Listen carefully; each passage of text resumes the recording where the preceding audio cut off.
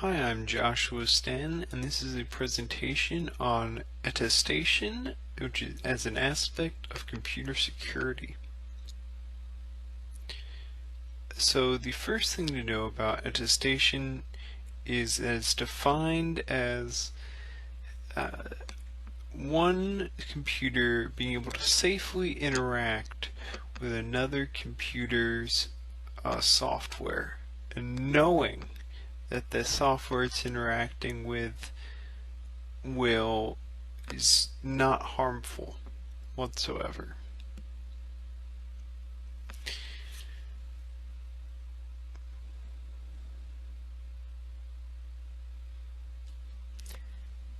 Attestation is a part of trusted computing. Trusted computing is becoming a huge part of the computer security field.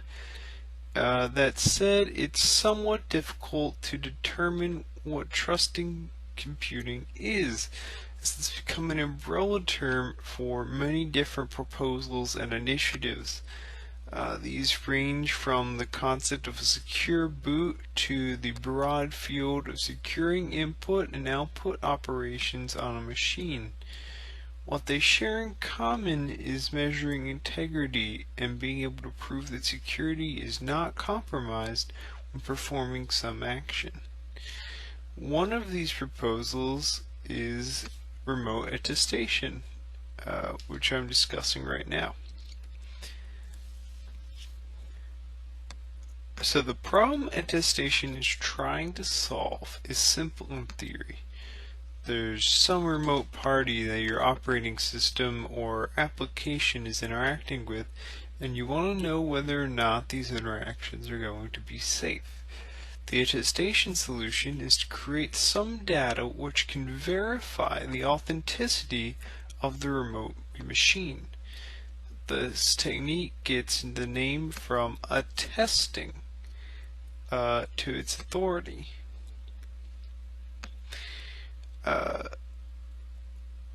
Now the way attestation solves this problem is somewhat complicated, as you can see from this diagram. Standard attestation can be defined as a 7-step process. The first step of which, as you can see, is the application A generates a public-private key pair, PKA and SKA, and asks the TPM to verify it. The second step is the TPM computes a hash value, which is referred to as hash A, of the executable program A. Then step 3, the TPM creates a certification including PKA and hash value hash A, and signs it with an attestation identity key SKIC.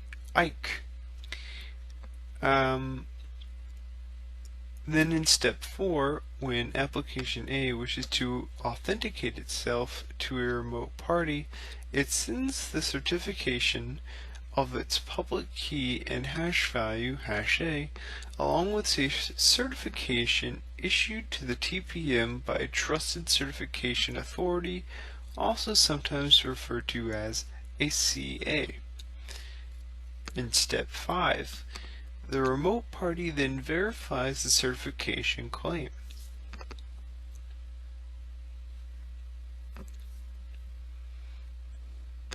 In step 6, the remote party then looks up the remote hash value hash A in a database, which will proceed to map hash values to trust levels. In step 7, if application A is deemed to be considered trustworthy, then the communication will be continued, probably using PKA to establish the session key from this point onwards. And those are the 7 steps of standard attestation. Now, a problem with standard attestation is that you have to give a third-party source information about yourself. So if you don't want to do this, if you want to remain anonymous, a different form of attestation was developed. This is called direct anonymous attestation. And as you can see from the diagram, it's fairly similar, but there is no third-party verifier. You only have to use a third-party source once to get it originally. From there on out, you don't have to. So, this is a way to minimize privacy threats through attestation, which is one of the criticisms of it. So,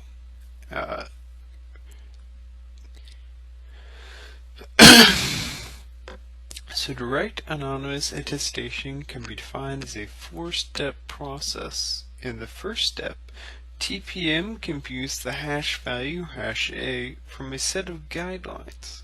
In the second step, TPM computes the SIGDAA, or SIG of the direct anonymous attestation, containing the important variables of AIK verifier and time, which are important and necessary for the rest of the attestation process. In step 3, the values are compared at this point, as can be seen in the figure. This is the verification step of the proceedings. During step 4, the TPM performs a ZKP that establishes that the TPM possesses all the necessary significant verification data in order to decide if the interaction should be trusted or not. And that's all there is to direct anonymous attestation. So now I'm going to discuss some limitations of attestation. Attestation sounds like a useful approach for trusted computing and computer security in general, and while this is true in many circumstances, it does have some noteworthy limitations. First of all, the software being run can be reliably determined, but it is up to the verifier to decide in both versions of attestation whether or not the specific software can be considered trustworthy to interact with. It is possible that some piece of malicious software might have been considered trustworthy by the verifier and could therefore threaten the security of the user's machine. Note that the trustworthiness is determined by a whitelist of trusted software, which lowers the chance of this happening. A blacklist would just determine which software could not be trusted, and this can easily be subverted by programmers slightly altering some malicious software so it is not registered in the blacklist. Another limitation is the attestation of software runs at the execution time of a program, and therefore unfortunately cannot provide real-time feedback on whether or not it is still safe to continue interacting with some software during regular runtime. An example of this would be a program being compromised during runtime by a buffer overflow exploit or something along those lines. This is luckily somewhat mitigated by attestation's ability to detect for software, which is known. This is luckily somewhat mitigated by attestation's ability to detect for software with known vulnerabilities to such types of attacks and prevent interaction with them during the execution phase.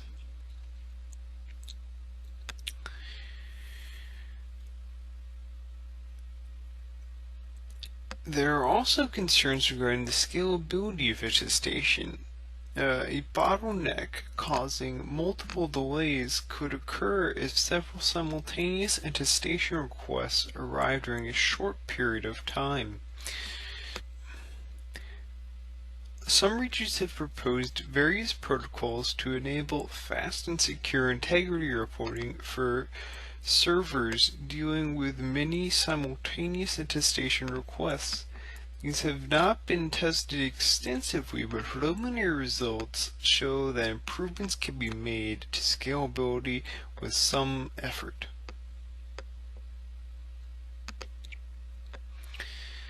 All these protocols assume that the operating system of the machine being used can be trusted.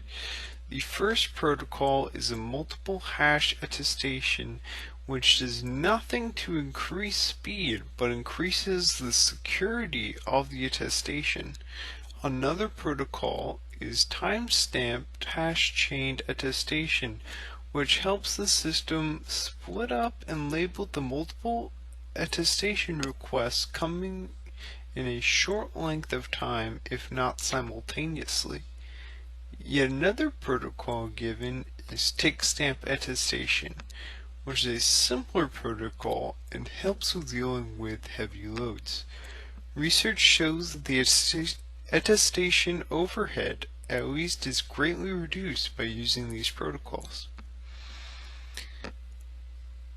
The staleness of attestation could be considered another potential weakness.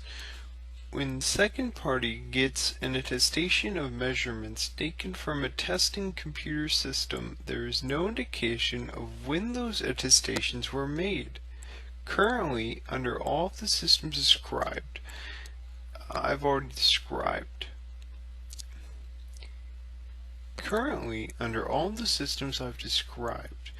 it is possible for computers to accept attestations made days or even months ago without raising any warnings about the event for the user.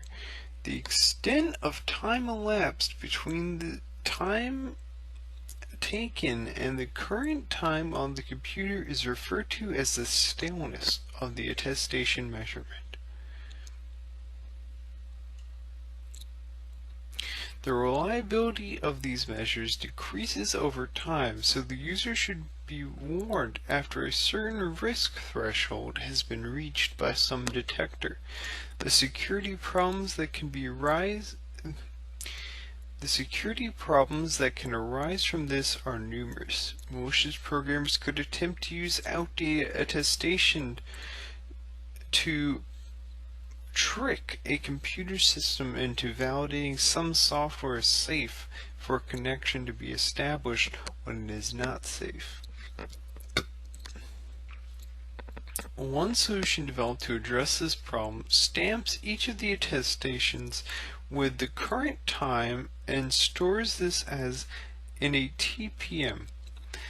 Comparing this to the computer's current time creates a relative time value, which can then be used to determine the level of access the program should have accordingly to the usual attestation proceedings.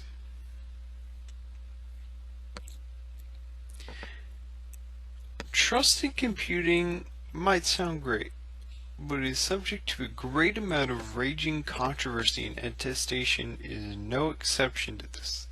Some amount of control will be taken away from the user, as it would not be considered optional if universally built into operating systems. Losing any level of control frustrates users, even if it is for the protection of their computers. Some researchers have addressed this point by adding an override or override. Some researchers have addressed this point by adding an override that would be able to opt out of attestation functionality. This enables the users to make their own judgment on whether or not software on a remote device can be trusted or not. There is also the chance of abuse when forming attestation software. A business might choose to deny software from working with a computer's software, and since this is decided remotely, it could be impossible to reverse engineer this from the standing of the computer. from the standing of the competitor. There would have to be some legal language attempting to prevent this type of abuse from happening. The implementation and enforcement of such policies would prove difficult, if not impossible, in and of themselves if there is a universal adoption of trusted computing and attestation software in the future. Currently, the field sees no standardization and attestation outside of experimentation. This is likely because only future attestation will have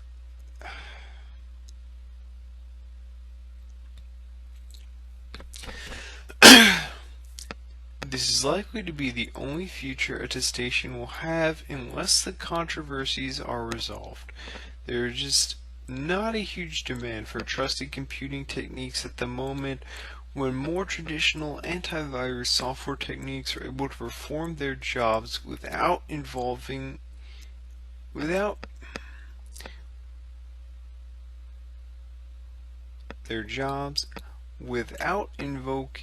even close to the same level of invasion of personal power as attestation does. Attestation seems to be useful in some areas, but unless the demand increases, it is unlikely that it will see much use outside of a laboratory setting.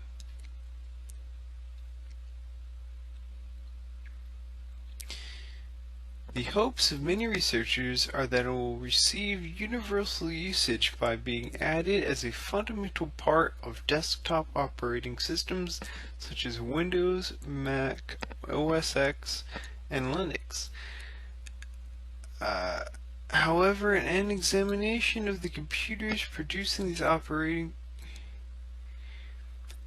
However, an examination of the companies producing these operating systems shows no evidence that they are planning or even somewhat considering the addition of trusted computing solutions, including attestation, to their operating systems, at least for the moment. This could change in the future as computing environments change, but there's no evidence at the moment.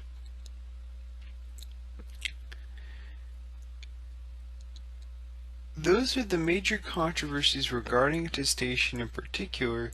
There are many other rigorous debate topics regarding trusted computing in general, but they are not directly relevant to attestation in particular, so I'm not going to talk about them.